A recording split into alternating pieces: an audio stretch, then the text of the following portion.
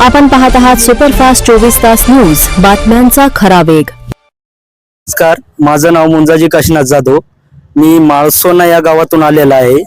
आता सध्या गावामध्ये 12वीच्या मुलांच्या परीक्षा चालू आहेत, तरी त्यांना अभ्यासासाठी लाईट ही व्यवस्था अनिवार्य आहे। तरी पण दैठणा जे सबस्टेशन आहे आम्हाला महावितरणचं, तिथून लाईट कट केलेली आहे गावामधल्या डीपीतून, जे मॅडमच्या सांगण्यावरून। तर गोरे मॅडमला फोन केला असता ते फोन उचलतच नाहीत पहिली गोष्ट, आणि जर कोण्या गावकऱ्याचा उचलला तर अधिकाऱ्याची उर्मट भाषा असू नये, तर त्या उर्मटपणे बोलतात की तुम्हाला माझा नंबर कोण दिला, मी एक लेडीज आहे, या टाइमला तुम्हाला फोन कराय बरं दिसतंय का। तर त्यांचं निवेदन घेऊन आम्ही याला MSCB ऑफिसला गेलो, तर तिथं पण काही आम्हाला रिस्पॉन्स भेटला नाही। त्या अर्थी आम्हाला कलेक्टर ऑफिसला आमची फिर्याद मागणी करण्यासाठी यावं लागलेलं आहे। एकंदरीत आपण पाहिलं तर शासनाचे सुद्धा आदेश आहे की परीक्षा काळामध्ये लाईट कट करू नये किंवा अशी काही गोष्ट होऊ नये, याबाबत काय सांगाल? शासनानं अधिकाऱ्यांना जरी तशा सूचना दिल्या असतील, तरी काही मुजोर अधिकारी स्वतःचा मनमानी कारभार करत आहेत। तरी अशा अधिकाऱ्यांवर शासनाने कडक कारवाई करावी, कारण मुलांचं भविष्य हे शिक्षणापायी वाया नाही गेलं पाहिजे। आणि नजदीकच्या काळात आता परीक्षा चालू आहेत 12वीच्या, तरी पण यावर शासनाने तात्काळ निर्णय करावा व अशा परिस्थितीमध्ये अशा अधिकाऱ्यावर कडक ती कारवाई करावी। कोणाचे नेतृत्व तुम्ही गावात?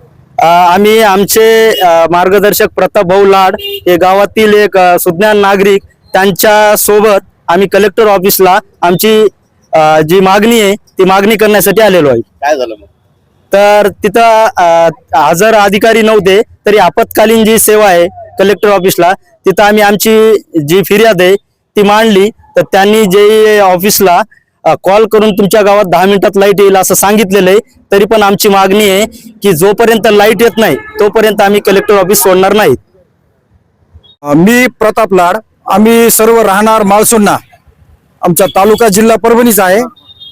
आज इथं ह्या वेळेला संध्याकाळच्या जवळपास वेळ किती झाला आम्ही ते वेळ पण नाही पाहिला, 7:30-8 वाजले असतील, 9:45 झाले जवळपास। आम्ही सगळे ग्रामीण भागातले म्हणल्यानंतर ही परिस्थिती सर्वांनी ओळखून घ्यायला पाहिजे, कारण ग्रामीण भागातल्या माणसाला संध्याकाळच्या 10-10:30 वाजता ज्या गावाला रस्ता नाही, अशा गावावरून परभणी शहरापर्यंत यायला कमी जास्त आम्हाला 30 किलोमीटरचं अंतर पार करावं लागतं। तो रस्ता दुरुस्त नसताना आम्हाला इथपर्यंत आम्ही पोहोचलो।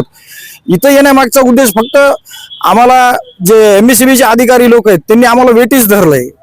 वेटीस धरायची वेळ नाही, कारण त्यांनी जर गावकऱ्यांना पूर्वकल्पना दिली असती की 8 दिवसापूर्वी गावात येऊन विद्युत बिलाचा भरणा करा, त्यावेळेस आम्ही सूचना नाही दिल्या। सूचना आज दुपारच्या वेळेत आल्या, त्या पण मोबाईल वरती आल्या। मोबाईलवर असा आता मोबाईल वरती मेसेज आला होता लाईनमॅन साहेबांचा की तुम्ही विद्युत बिलाचा भरणा करा, अन्यथा तुमचं गाव बंद ठेवण्यात येईल। पण दुपारच्या वेळेमध्ये मोबाईल वरती मेसेज असतो, सगळे शेतकरी वर्ग आहे तिथं, काय व्यापारी नाहीत किंवा काय मोठा शहर भाग नाही। मग तिथे दुपारची बिल भरायची कुणाकडं? बरं, भरले जात गावातले 75% जवळपास वसुली आहे गावातली।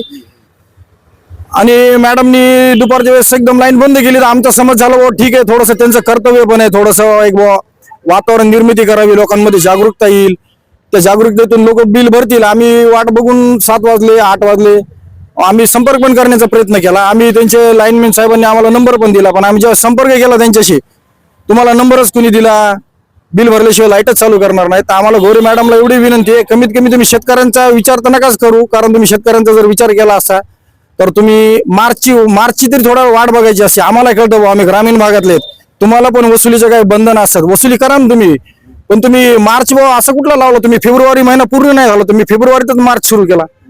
करा, तुमचे अधिकार आहेत, तुम्हाला आम्ही पण नियमात राहायला पाहिजे। तुम्ही कृपया, मला असं वाटतं की गोरे मॅडम जे आहेत त्या शेतकरी वर्गातील नसतील, कारण त्यांना एवढंच ज्ञान पाहिजे की ग्रामीण भागातल्या लोकांकडे काय मंथली पगार, त्यांना काय पगार आहे का महिन्याला बिल भरायला? शेतकरी वर्ग बिल कधी भरणार? सीझनवर भरणार। आम्ही बिल कधी भरतो? एक तर दिवाळीच्या वेळेस भरतो किंवा पाडव्याला भरतो। आमचे सगळे ग्रामीण भागातले सगळे जे व्यवहार ते गुढी पाडव्याच्या आसपास होतात। आमच्याकडे 2 टप्पे आहेत ना पैशाचे, आम्हाला अशी काही मदतही मिळत नाही ना, महिन्याला मदत आहे खरंच पगारी आहेत कुणाला, कर्मचारी वर्ग ग्रामीण भाग अचानक झाल्यामुळे, तर ते अचानक केल्यामुळे सगळं गावात गडबड झाली। बरं, त्यांनी कल्पना दिली अशी, गावातला सगळ्यात महत्वाचा प्रश्न गावामध्ये परीक्षा आहेत, परीक्षेचा प्रश्न। बरं, परीक्षेचा प्रश्न त्यांनी तेवढा जरी मॅडमनी लक्षात घ्यायला पाहिजे असता, कारण त्यांना यासाठी म्हणतो मी की कारण त्या सुशिक्षित आहेत, त्यांनी तरी विचार करायला पाहिजे की बाबा काय परिस्थिती होईल ग्रामीण भागातल्या विद्यार्थ्यांची, काय हाल असेल किंवा त्यांच्या पालकांची काय परिस्थिती असेल। त्यांनी जर थोडासा जरी निर्णय 2 दिवस 4 दिवस थोडा जर निर्णय व्यवस्थित घेतला असता तर आम्हाला पण त्यांच्याबद्दल थोडंसं सहानुभूती वाटली असती. आणि तसं पाहायला गेलं तर आमचं गाव पूर्ण सहकारी भावनेतलं गाव आहे. आतापर्यंत आमच्या गावामधले पूर्ण जेवढे कुठले पण प्रशासकीय अधिकारी येतात, तलाठी आहेत, ग्रामसेवक आहेत, MSCBचे पण यापूर्वी अधिकारी आले होते, पण असे अधिकारी कधी आले नव्हते. एकदम ह्यांचं तर म्हणजे इंग्रजांसारखं झालं. आताच भरा नाही तर आम्ही लाईट बंद करू. या संदर्भात आता आजच्या रात्र जी आहे समजा उद्या 1-2 दिवसात शिष्टमंडळ भेटून पुढच्या या झालेल्या घटनेबद्दल पुढे येऊन या बाबतीत काही पावलं उचलणार आहात का? कृपया आता विशेष करून तर बाकी आम्ही गव्हाणे साहेब त्यांचे उच्च अधिकारी अभियंता आम्ही त्यांच्याशी संपर्क केला होता, पण आम्ही त्यांचा काही संपर्क झाला नाही. आम्ही त्यांच्या परभणीतल्या कार्यालयाला भेट देऊन आलो, तर तिथे कोणी अधिकारी न भेटल्यामुळे आम्हाला परिस्थिती आली किंवा जिल्हाधिकाऱ्यांकडे जाऊन आमचं गारानं मांडावं लागलं आम्हाला की अशी अशी परिस्थिती आहे. कमीत कमी विद्यार्थ्यांचा विचार करावा. आणि आम्हाला हा असा नियम, आम्ही कर्मचारी नाहीत ना किंवा व्यापारी नाहीत. मार्च एंड हा नियम शेतकऱ्यांसाठी नका लावू. मार्च एंड हा नियम शेतकऱ्यांसाठी नाही लागू होत. हा ठीक आहे, तुम्ही मार्च आम्हाला पाडव्यापर्यंतची मोहलत द्या. आमचे व्यवहार सगळे ग्रामीण भागातले पाडव्यालाच होत असतात. तरी विषय फार महत्वपूर्ण आहे. या संदर्भात पुन्हा जिल्हाधिकारी यांच्याशी भेटून शिष्टमंडळ बोलणार का किंवा यावर चर्चा करणार का? नाही, आम्ही आता काही 10-15 मिनिटापूर्वी आम्ही आपत्कालीन विभागाला भेट दिली होती. आमची जी काय अडचण आहे आम्ही त्यांना सांगितली. आता ते मार्ग लावत आहेत. आणि आम्हाला पत्रकार वर्गाने पण ह्या वेळेला रात्रीच्या एवढ्या वेळेला येऊन सुद्धा तुम्ही आमच्यासाठी खूप मदत केलेली आहे. त्याच्याबद्दल तुमचे सर्व पत्रकार बांधवांचे मी खरंच आभार मानतो. कारण ह्या वेळेला सामान्य जनतेसाठी कुणीही वेळ देत नाही. आपण खूप अमूल्य वेळ दिला आणि विद्यार्थ्यांचा प्रश्न आणि ग्रामीण भागातल्या लोकांचा प्रश्न मार्गी लावण्यासाठी आपण खूप मदत केली. त्याच्याबद्दल आम्ही आपले आभारी आहोत.